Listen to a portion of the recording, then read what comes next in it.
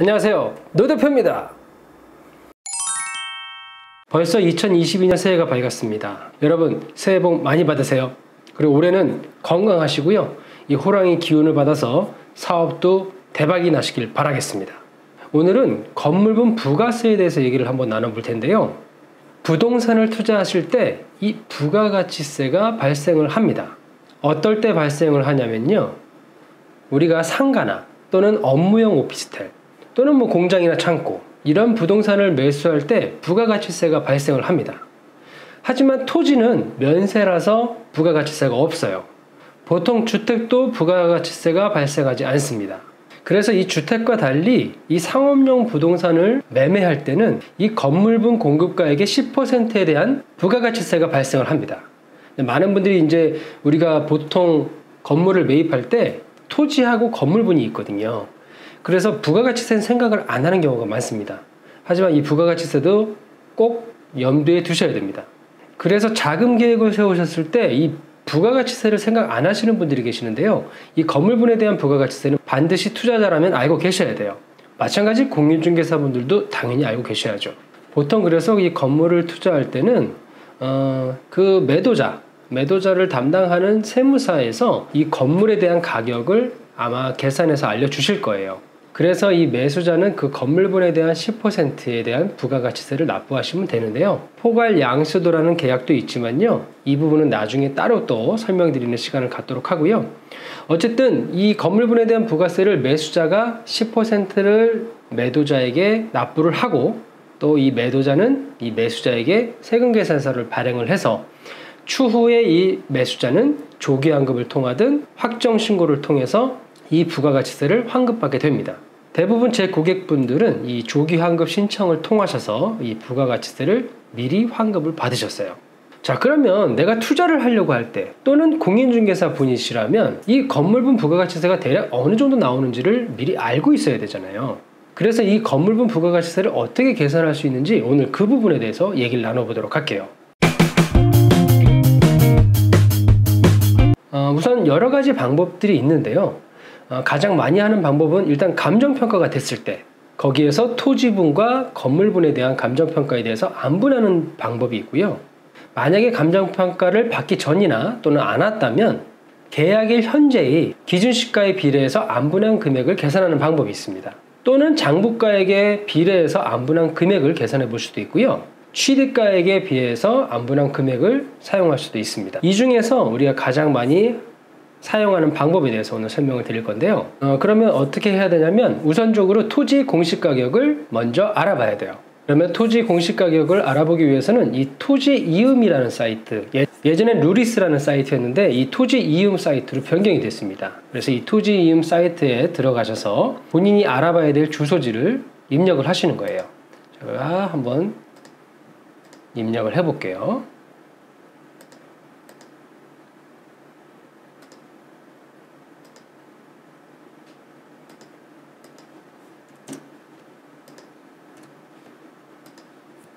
자, 이렇게 주소지를 입력을 하고요. 그러면은 여기 개별 공시지가가 나오죠? 여기 31만 6,200원이 평방미터당의 금액이 나와 있습니다. 그러면 이 소재지의 토지 공시가격을 계산해 보신다면 면적이 917 평방미터잖아요. 그러면 917 곱하기 31만 6,200원을 해보시면 토지 공시가격이 2억 8,995만 5,400원이 나옵니다. 이제 건물에 대한 공시가격을 구해봐야 되는데요, 건물에 대한 공시가격을 구하기 위해서는 우선 정부24에서 건축물 대장을 열람을 해봐야 돼요. 자, 정부24로 들어가죠. 정부24로 들어가셔서 건축물 대장을 클릭하시고요, 발급, 회원이시면 회원 신청하시고요,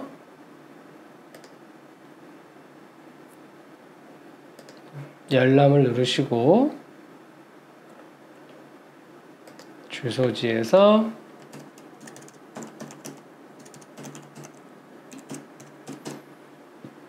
민원을 신청해 보시면, 자, 이 건축물 대장 열람은 무료입니다. 자, 열람을 해보시면 이렇게 건축물 대장을 확인해 볼 수 있습니다. 이렇게 건축물 대장을 발급을 해 놓으셨다면 이제는 홈택스라는 사이트로 들어가셔야 돼요. 그럼 이 홈택스의 사이트에 들어가셔서 이 조회 발급이 있죠? 여기서 기타 조회로 가시면 기준시가 조회라고 있을 거예요. 기준시가를 눌러보시면 여기서 건물 기준시가 양도가 있고요. 건물 기준시가 상속 증여가 있습니다. 저희는 양도니까 양도로 들어가 볼게요. 그러면 이렇게 건축물 기준시가 양도에 대한 사이트가 나오고요. 아까 미리 발급받은 건축물 대장을 가지고 입력을 해 볼게요. 일단 신축연도를 보시면 신축연도가 사용 승인일을 기재하시면 됩니다. 2020년 9월 17일이죠? 그러면 신축연도는 2020년이고요. 그 다음에 취득연도도 보시면 2020년 10월 28일날 소유권 보존을 하셨죠? 자, 2020년도로 입력하시고 양도연도는 지금 해당 2022년이라고 할게요. 그리고 건물 면적은 180제곱미터고요. 자, 취득 당시 건축물 구조는 검색을 확인해 보시면 일반 철골 구조고요. 여기는 창고 건물이기 때문에 일반 철골조 중 조립식 패널 요거가 해당이 되겠네요. 해당된 걸 누르시고 그 다음에 건축물 용도는 보시면 사무소로 되어 있는데 여긴 제2종 근린생활시설입니다. 그러면 쭉 내려보시면 근린생활시설이 있습니다. 누르시고요. 양도 당시 건물 구조도 지금 현재 동일하기 때문에 철골조 중 조립식 패널을 선택하겠습니다. 그리고 용도도 동일하기 때문에 제2종 근생 선택하고요. 자, 취득 당시 제곱미터당 개별 공시지가 요거는 아까 토지이용 계획 확인으로 우리가 확인을 했었죠? 31만 6,200원. 아까 토지 이용 계획 열람에서 개별 공시가를 31만 6,200원이었죠? 그래서 입력을 해주시면 되고요.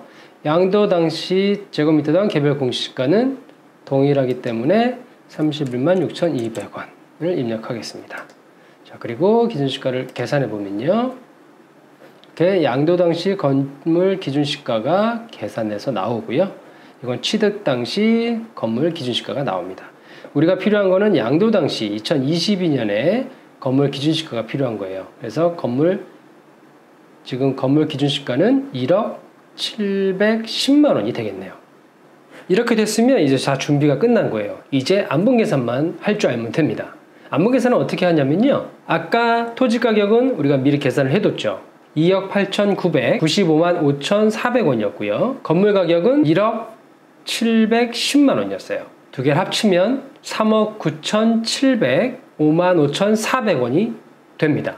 그렇다면 이제 이 합계 금액에서 건물분의 비율을 계산해 봐야 되기 때문에 건물 가격 나누기 합계 가격 그리고 곱하기 100을 해보면 1억 710만원 나누기 아까 합계 가격 3억 9,705만 5,400원 곱하기 100을 해보면요 26.97%의 건물 비율이 나옵니다. 그렇다면 이 토지와 건물의 총 매매 가격이 6억 5천만 원이었거든요. 이 6억 5천만 원에서 곱하기 건물 비율 26.97%를 계산해보면 1억 7,530만 5천 원이 나옵니다. 그렇게 되면 건물 가격이 나오게 되는 겁니다. 그래서 건물분 부가세 10%인 1,753만 500원을 더 플러스 하셔서 나중에 잔금과 함께 매도자에게 보내시면 되겠습니다. 그럼 매도자는 세금계산서를 매수인에게 발행하시고 매수자는 잔금 납입 후 20일 이내에 사업자 등록증을 신청하셔야 됩니다. 그리고 이 건물분 계산법이 여러 가지가 있지만 만약에 건물에 대한 과소신고를 하신다면은 나중에 세무조사를 받을 수도 있기 때문에 이 건물분에 대한 계산은 정확하게 하시는 것이 좋습니다. 자, 이제 건물분 부가세를 계산하는 방법은 여러분들이 다 아셨을 거라고 생각하고요. 그리고 또 이것도 궁금할 수 있잖아요. 왜 부가가치세를 냈는데 나한테 이게 어떻게 환급이 되느냐, 주체는 누가 주는 거냐, 뭐 여러 가지 궁금할 수도 있는데요. 국가에서 주는 거는 맞고요. 그냥 쉽게 설명드리면 이 사업용 부동산을 매수했을 때는 이 건물분에 대한 부가가치세를 국가에서 다시 환급을 해주는 겁니다. 사업용으로 사용했을 때만요. 그래서 매수 후에 20일 이내로 사업자 등록증을 신청하시면 조기 환급을 통해서 이 건물분에 대한 부가가치세는 환급을 다시 해주는 거예요. 그리고 만약에 이렇게 환급을 해줬는데 나중에 조기에 사업자를 폐업하시거나 하신다면은 그 기간만큼 안분해서 다시 환급받은 것을 토해내야 될 수도 있습니다. 자, 오늘은 건물분 부가세 계산하는 방법을 알아봤는데요. 투자자분들이나 또는 공인중개사분들은 반드시 이걸 아셔야 되고요. 내가 투자하는 부동산에 대해서 건물가액이 어느 정도 되는지를 미리 아셔야 자금에 대한 계획을 세울 수 있고, 또 공인중개사분들도 브리핑을 미리 해드릴 수 있기 때문에 이 건물분 부가세를 계산하는 방법을 꼭 아셔야겠습니다. 자, 다음 시간에는 이 건물 투자 여러분들 많이 하시잖아요. 노 대표가 생각할 때는 올해 아마 상반기가 가장 적기가 아닐까 싶어요. 아무래도 2022년에는 기준금리가 인상될 것 같아서 상반기에 투자를 하시는 것이 가장 좋지 않을까 생각하는데요. 건물 투자에 대해서 뭐 어떤 것들을 체크해야 되는 건지 그 부분에 대해서 한번 설명하는 시간을 갖도록 하겠습니다. 자, 오늘 노 대표 TV는 여기까지 하도록 하겠습니다. 그럼 여러분 감사합니다.